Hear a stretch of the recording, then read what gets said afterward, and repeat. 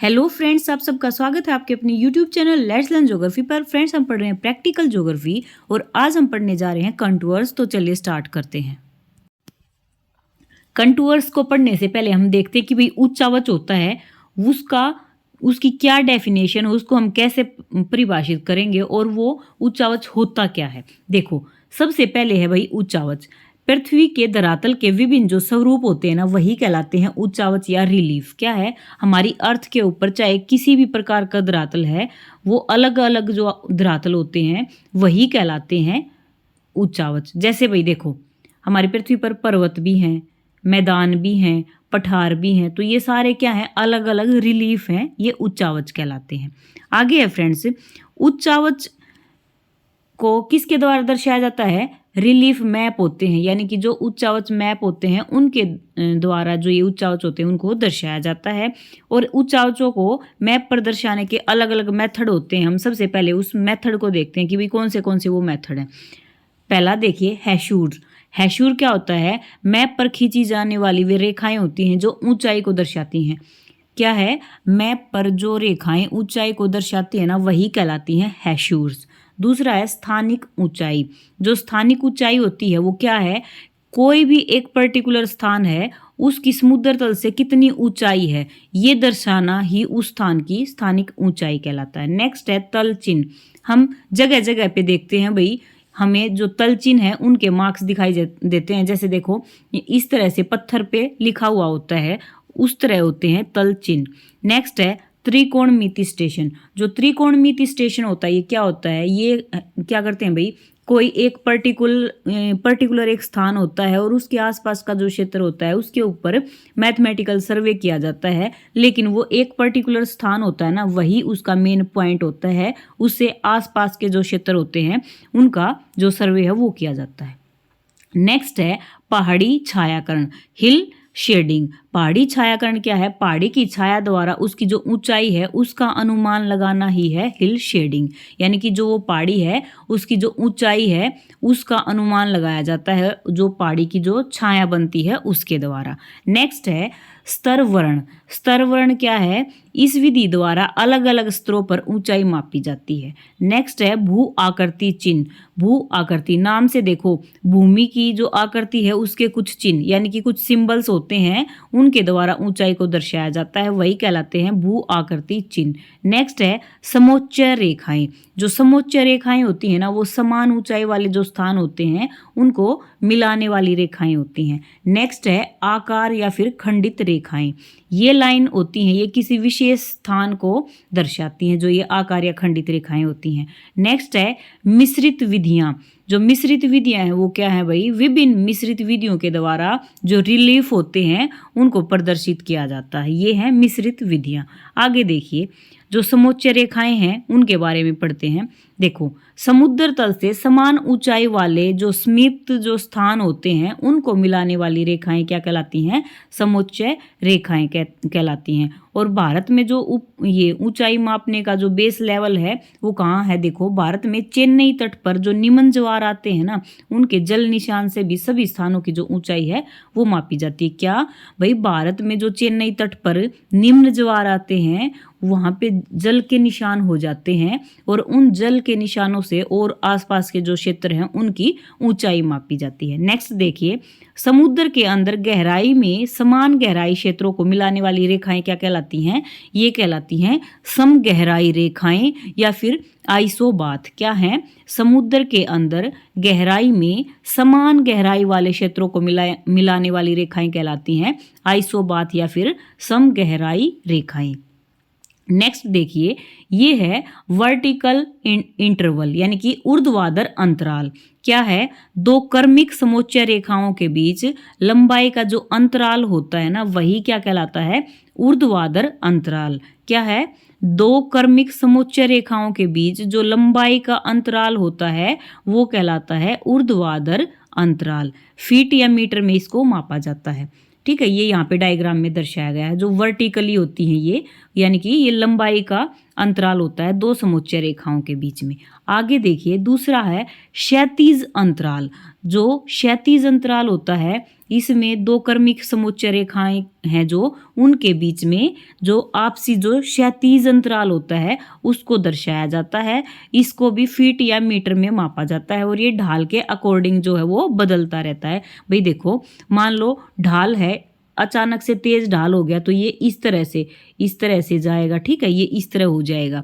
लेकिन अगर जो ढाल है वो थोड़ा सीधा सा जा रहा है, उसमें ढाल कम है, तो ये थोड़ी दूरी सी बनती दिखाई देगी हमें। आगे देखते हैं परिच्छेदिक या फिर अनुप्रस्थ काट। क्या है परिच्छेदिक या फिर अनुप्रस्थ काट? देखो, समोच्च रेखा मैप पर जब दी गई रेखा के सारे भूतल की बाहरी रूपरेखा होती है वह कहलाती है अनुप्रस्थ काट, और ये पार्श्व चित्र भी कहलाता है। और इनके द्वारा किसी भी क्षेत्र का जो ढाल होता है, जो स्लोप होता है, उसको दर्शाया जाता है, जो ये परिच्छेदिक या फिर अनुप्रस्थ काट होता है। आगे देखिए, सबसे पहले देखते हैं कंटूर्स के ये टाइप्स हैं, उनके बारे में पढ़ते हैं अब हम।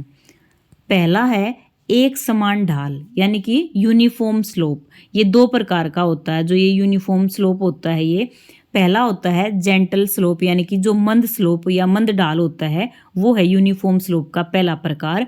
इसमें जो ढाल होता है वो मंद होता है और जो समोच्च रेखाएं होती हैं वो दूर दूर होती हैं। ध्यान से देखना भाई, ढाल मंद है तो जो समोच्च रेखाएं हैं वो दूर दूर पाई जाती हैं। दूसरा है यूनिफॉर्म स्लोप का स्टीप स्लोप। जो स्टीप स्लोप होता है ये क्या है? तीव्र ढाल है, अचानक से बना एकदम से खड़ा ढाल है, ये तीव्र ढाल है। इसको क्या कहते हैं हम? ये स्टीप स्लोप कहलाता है। इसमें जो समोच्च रेखाएं होती हैं वो पास पास होती हैं। तो ये देखो, जो ये पहले वाला जो यहाँ पे है ये डायग्राम, पहला है जेंटल स्लोप यहाँ पे देखिए, और जो दूसरा है ये है स्टीप स्लोप। जो जेंटल स्लोप है इसमें देखो यहाँ पे जो समोच्च रेखाएं बनी हुई हैं ये आपस में दूर दूर हैं। जेंटल स्लोप है ना, इसमें दूर दूर हैं क्योंकि इसमें जो ये बन रहा है ये बिल्कुल मंद मंद ढाल बनता जा रहा है यहाँ पे। और जो ये दूसरा है यहाँ पे जो स्टीप स्लोप है इसमें क्या है भाई, जो ये कंटूर्स हैं ये पास पास हैं तो फिर खड़ा ढाल बनता हुआ दिखाई दे रहा है इसमें, ठीक है। आगे देखते हैं, ये है अवतल ढाल या फिर कनक्लेव स्लोप। अवतल ढाल में क्या होता है, इसमें निचले भाग में जो समोच्च रेखाएं होंगी वो दूर दूर, और जो ऊंचे वाला भाग होता है वहाँ पे समोच्च रेखाएं जो हैं वो पास पास हो जाती हैं। क्या है, जो निचला भाग है वहाँ पे देखो ये दूर दूर हो जाती हैं यहाँ पे, और जो इसका ऊपर वाला भाग होता है इसमें हो जाती हैं पास पास, ठीक है। तो ये कहलाता है अवतल ढाल या फिर कनक्लेव स्लोप। तीसरा है, नेक्स्ट है उत्तल ढाल यानी कि कन्वेक्स स्लोप। इसमें जो निचला भाग होता है उसमें समोच्च रेखाएं पास होती हैं और जो ऊंचे वाला भाग होता है उसमें जो समोच्च रेखाएं हैं वो दूर होती हैं। ये जो कनकेव था उसका डायरेक्ट उल्टा हो गया, अपोजिट है ये, ठीक है। इसमें कैसा ढाल बनता है ये देखो यहाँ पे, पहले तो यहाँ बन रहा है मंद ढाल और नीचे जाके यहाँ पे जो दूर दूर थी ये समोच्च रेखाएं, जहाँ पे ये समोच्च रेखाएं दूर हैं वहाँ क्या है, मंद ढाल बन रहा है, और जहाँ पे जो समोच्च रेखाएं पास हैं वहाँ पे तीव्र ढाल बन रहा है, ठीक है। नेक्स्ट देखते हैं वेदिका युक्त या फिर सीढ़ीदार ढाल। इसे और क्या बोलते हैं, टेरेस्ड स्लोप भी कहा जाता है। और इसमें जो कंटूर्स होते हैं ना वो जोड़े में पाए जाते हैं। कैसे, ये देखो यहाँ पे डायग्राम में ये दो है ना इकट्ठे, फिर थोड़ी दूरी पे जाके फिर दो हैं, फिर थोड़ी दूरी पे जाके फिर दो हैं। तो इसमें जो डायग्राम बनेगा ना उसमें इस तरह से सीढ़ीदार सा बनेगा ये, इसीलिए इसको कहा जाता है वेदिका युक्त सीढ़ीदार ढाल। इसमें कंटूर जो होंगे वो जोड़े में पाए जाते हैं। नेक्स्ट है तरंगिक ढाल। तरंगिक ढाल जो होता है इसमें क्या है भाई, उत्तल और अवतल दोनों प्रकार के ढाल पाए जाते हैं तरंगिक ढाल में। और इसमें जो समोच्च रेखाएं होती हैं वो असमान दूरी पर खींची जाती हैं, यानी कि कहीं पे पास होंगी, कहीं पे दूर होंगी, कहीं पे बहुत ज़्यादा दूर होंगी, कहीं पे बहुत ज़्यादा नज़दीक होंगी। और इसी प्रकार का जो ढाल होता है वो कहलाता है तरंगिक ढाल। नेक्स्ट है फ्रेंड्स, ये है शंक्वाकार पहाड़ी या फिर कोनिकल हिल स्लोप। इसमें क्या होता है, इसमें जो समोच्च रेखाएं होती हैं वो गोलाई में पाई जाती हैं। देखिए डायग्राम में ये समोच्च रेखाएं हैं ये गोलाई में पाई जाती हैं, और जब किसी भूभाग का कोई भूभाग है वो शंक्वाकार रूप में ऊपर उठ जाता है तो उसे कहते हैं शंक्वाकार पहाड़ी स्लोप, ठीक है। ये देखिए यहाँ नीचे है ना, ये जाके इस तरह से ये शंक्वाकार में ये पहाड़ी की तरह ये दिखाई दे रहा है, इसीलिए इसको कहा जा रहा है कोनिकल हिल स्लोप। इस पहाड़ी की जो ऊंचाई होती है ना, वो अपने जो निकटवर्ती जो क्षेत्र होते हैं उनसे 1000 मीटर से लेके और 3000 मीटर तक ऊंची हो सकती है। और इसमें जो संकेंद्रीय जो वृत्त के रूप में जो समोच्च रेखाएं होती हैं वो खींची जाती हैं। ठीक है, फिर से देख लीजिए, जो शंक्वाकार पहाड़ी स्लोप है इसमें जो समोच्च रेखाएं होंगी वो गोलाई में होंगी, और इसमें किसी भी भूभाग का कोई भी भाग जब शंकु के रूप में ऊपर उठ जाता है तो शंक्वाकार पहाड़ी स्लोप बनता है। तीसरा पॉइंट है, जो भी ये पहाड़ी होती है इसके आसपास के क्षेत्र से इसकी ऊंचाई 1000 मीटर से 3000 मीटर तक होती है, और इसमें क्या है, समोच्च रेखाएं जो हैं वो संकेंद्रीय वृत्तों के रूप में पाई जाती हैं। आगे देखिए, वृत्त में क्या है भाई, केंद्र की ओर जाने पर जो समोच्च रेखाएं हैं उनका मान बढ़ता रहता है इसमें, जो शंक्वाकार है ये इसमें, और ज्वालामुखी शंकु है वो है इसका मेन एग्जाम्पल। नेक्स्ट देखिए, ये है कटक या फिर रिज। कटक या रिज स्लोप जो है इसमें लंबे पतले संकरे पर्वत होते हैं। क्या, लंबे पतले, देखो लंबे पतले और संकरे पर्वत होते हैं, और कटक के जो किनारे होते हैं उनका ढाल पतला अंडाकार समोच्च रेखाओं द्वारा प्रदर्शित किया जाता है, जो कि एक संकीर्ण घेरे का निर्माण करती है। ठीक है, फिर से देख लीजिए एक बार, जो लंबे पतले संकरे पर्वत होते हैं वो होते हैं कटक रिज में, और जो कटक के किनारे होते हैं उनका ढाल पतला होता है, अंडाकार समोच्च रेखाओं के द्वारा प्रदर्शित किए जाते हैं, और एक संकीर्ण घेरे का निर्माण करती हैं ये समोच्च रेखाएं होती हैं। ठीक है, इसमें आगे देखते हैं प्लेट्यू या फिर पठार। जो पठार होता है इसमें जो समोच्च रेखाएं होती हैं वो बिल्कुल पास पास होती हैं, और खड़ा ढाल होता है, और जो ऊपरी भाग होता है वो सपाट दिखता है। ठीक है, ये देखो यहाँ पे खड़ा ढाल है ना बिल्कुल, और ये समोच्च रेखाएं हैं बिल्कुल पास पास हैं, और जो ऊपरी भाग है वो बिल्कुल प्लेन दिखाई दे रहा है। ये ही है प्लेट्यू या पठार। नेक्स्ट है वी आकार की घाटी। वी आकार की घाटी में क्या होता है, इसमें जो कंटूर्स की शेप होती है वो उल्टे वी की तरह दिखाई देती है। क्या है, उल्टा वी। ये देखो यहाँ पे इस तरह से है ना, ये उल्टे वी की तरह है ये कंटूर्स, और ये निम्न भूमि भाग जो है उसमें बनती हैं, जहाँ नदियाँ अपनी घाटी को काटकर वी शेप वैली बनाती हैं, वहाँ पे जो ये कंटूर्स होते हैं ये उल्टे वी की तरह दिखाई देते हैं। ठीक है, ये है वी आकार की घाटी, इसमें किस प्रकार से शेप बनती है कंटूर्स की। नेक्स्ट है, ये है स्कंद। स्कंद में क्या होता है भाई, इसमें सीधे वी आकार की समोच्च रेखाएं बनती हैं, और ऊंचे प्रदेशों से निम्न प्रदेशों की तरफ जीभ की आकृति में आगे बढ़ा हुआ भाग जो है वो कहलाता है स्पर। ठीक है, या फिर स्कंद।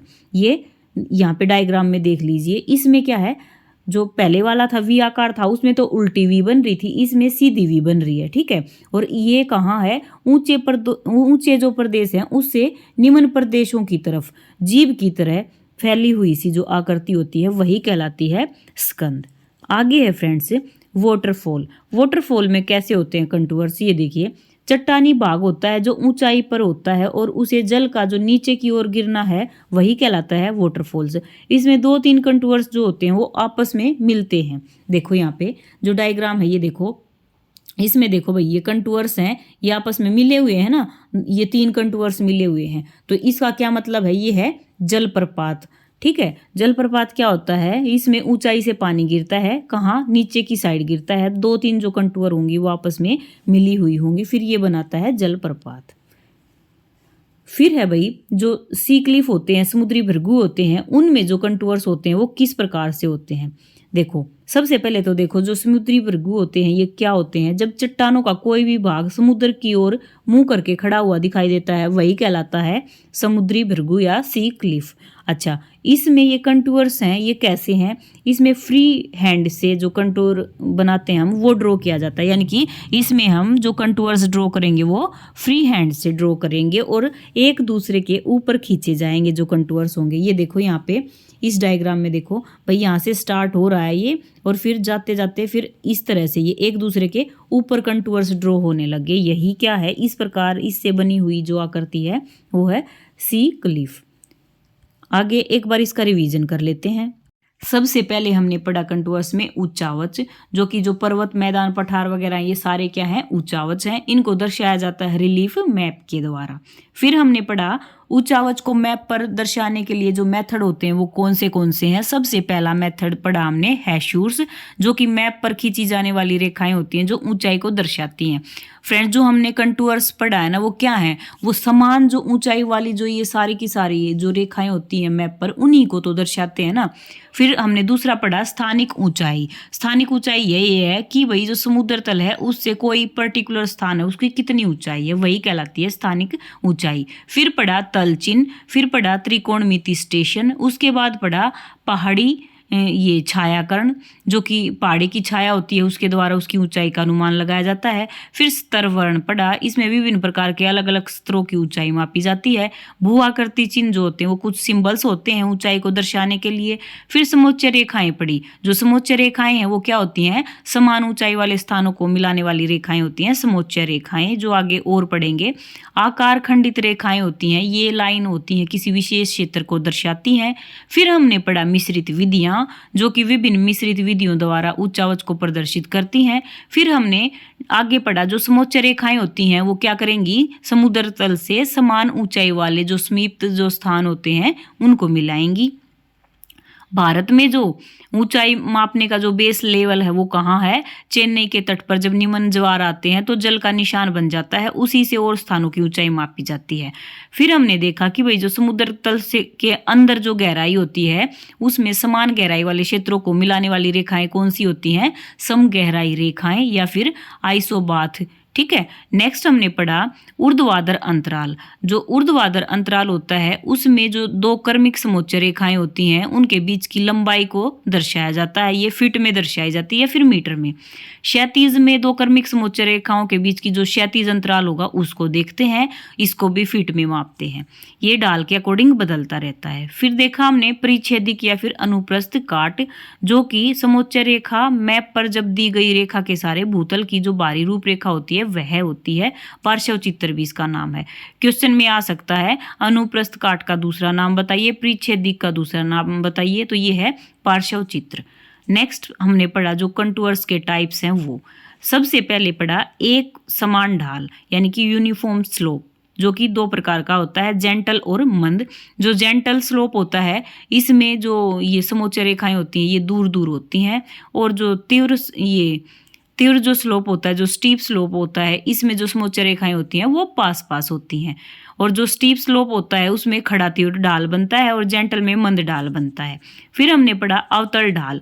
अवतल ढाल में क्या होता है, निचले भाग में समोच्च रेखाएं दूर दूर होंगी और ऊपर वाले भाग में पास पास होंगी। ठीक है। तो जो ये निचला भाग है ये मंद होगा, जो ऊपर वाला होगा वो तीव्र होगा। और जो ये कन्वेक्स जो स्लोप है ये डायरेक्ट कनकेव का उल्टा है।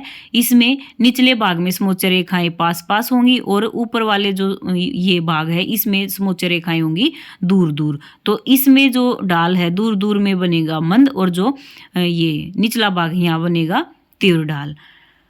फिर फोर्थ नंबर पे देखा हमने सीढ़ीदार ढाल या सोपानी ढाल, जिसको वेदिका युक्त ढाल भी कहा जाता है। टेरेस्ड ढाल, इसको टेरेस्ड स्लोप इंग्लिश में बोला जाता है। इसमें कंटूर्स जो होती हैं वो जोड़ों में बनती हैं। ठीक है। नेक्स्ट हमने पढ़ा तरंगिक ढाल। जो तरंगिक ढाल होती है उसमें जो उत्तल और जो अवतल ढाल होता है उसका मिक्सचर होता है, ये दोनों मिला जुला रूप है तरंगिक ढाल। इसमें समोच्च रेखाएं जो होती हैं वो असमान दूरी पर खींची जाती हैं। फिर हमने पढ़ा शंकुआकार पहाड़ी स्लोप, जो कि कोनिकल हिल स्लोप कहलाता है। और इसमें क्या है भाई, इसमें समोच्च रेखाएं हैं वो गोलाई में होती हैं। किसी भी भूभाग का कोई भी भाग होता है जो वो शंकु आकार में जब ऊपर उठ जाता है तो ये वाला स्लोप बनता है, जो ये शंकुआकार पहाड़ी स्लोप है ये। इसमें क्या है, जो ये पहाड़ी बनती है ना इसकी ऊंचाई अपने आसपास का जो भी एरिया होता है उससे 1000 से 3000 मीटर तक ऊंची होती है, और बीच में ये संकेंद्रीय वृत्त के रूप में समोच्च रेखाएं इसमें दिखाई देती हैं। और वृत्तों में जो केंद्र की ओर जाने पर जो समोच्च रेखाएं होती हैं इनका मान बढ़ता है फ्रेंड्स। ठीक है। यहाँ पे देख लीजिए एक बार, ये वाला ना, यहाँ पे जैसे पहले ये 900 था, फिर इससे हम केंद्र की ओर जाएंगे तो बीच में ये 1200 है, तो यहाँ पे मान बढ़ रहा है। आगे फिर हमने पढ़ा कटक या फिर रिज। ये होते हैं लंबे पतले संकरे पर्वत, और कटक के जो किनारे होते हैं वो ढाल जो होता है उनका वो पतला होता है। अंडा आकार समोच्च रेखाएं इसको प्रदर्शित करती हैं और बिल्कुल संकीर्ण घेरे का निर्माण किया जाता है। फिर हमने पठार पढ़ा। जो पठार बनता है इसमें समोच्च रेखाएं पास पास होती हैं, ढाल खड़ा होता है पठार का, और जो ऊपरी भाग होता है वो बिल्कुल टेबल की तरह सपाट दिखाई देता है। फिर हमने पढ़ा वी आकार की घाटी। इसमें जो कंटूर्स की शेप होती है उल्टे वी की तरह होती हैं और निम्न भूमि भाग पे ये बनती हैं, जहाँ पे नदियां अपनी घाटी को काट के और वी शेप बना देती हैं।